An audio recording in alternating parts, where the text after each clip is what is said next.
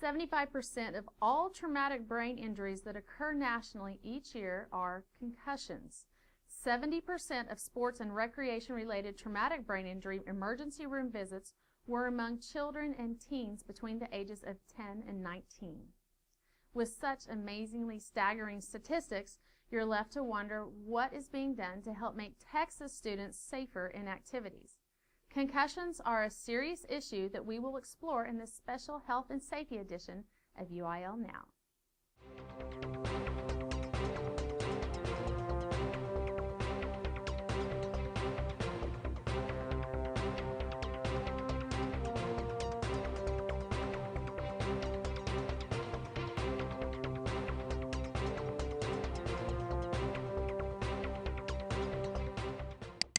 Although concussions have come to the forefront of public attention recently, the UIL Interscholastic League has been focused on this critical issue for more than a decade. There is no question that concussions are a serious issue, but recent studies show that more than 90% of all sports-related injuries are not associated with concussions. The UIL is dedicated to the health and safety of all students. We are aware of the safety risks that can sometimes accompany participation in extracurricular activities, and our hope is that this information will help alleviate some of your concerns and explain the UIL's commitment to keeping students safe. In 2001, the governing body of the UIL formed a committee for the sole purpose of student health and safety, thereby establishing the UIL Medical Advisory Committee.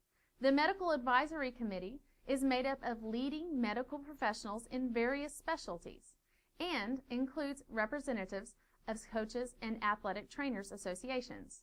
All recommendations from the Medical Advisory Committee have been unanimously accepted by the UIL Legislative Council. Concussions and head injuries have been at the forefront of the committee's mind since its inception. In 2002, the committee implemented the first UIL concussion management protocol. Since then, it's been revised to its current form.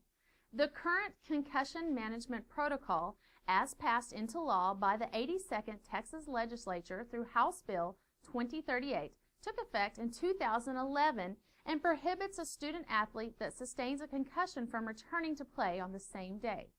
Return to play decisions are made by a licensed healthcare professional and only after written clearance. Any subsequent concussion sustained by a student athlete will require further medical evaluation by a licensed healthcare professional.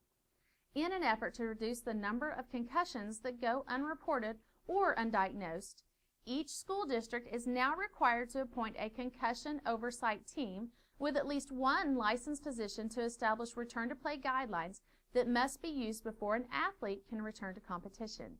Additionally, each member of the concussion oversight team and all coaches are required to complete training in the subject matter of concussions and may utilize training offered free through the UIL.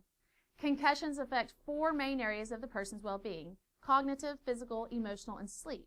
If you notice changes in these areas after a bump, blow, or jolt to the head, please seek immediate medical attention. The UIL provides a wealth of information on concussions and concussion prevention and requires acknowledgement from UIL coaches that they have reviewed this information annually. Concussion prevention tips are also available from a UIL to remind coaches and players to keep the head out of football and that the helmet is safety equipment and not a weapon.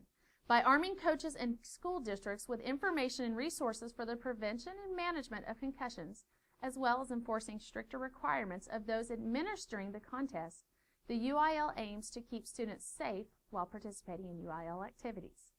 Now, if you believe a concussion you may have occurred, always remember, when in doubt, sit them out. For more information, please visit the UIL website and let's take concussions out of play.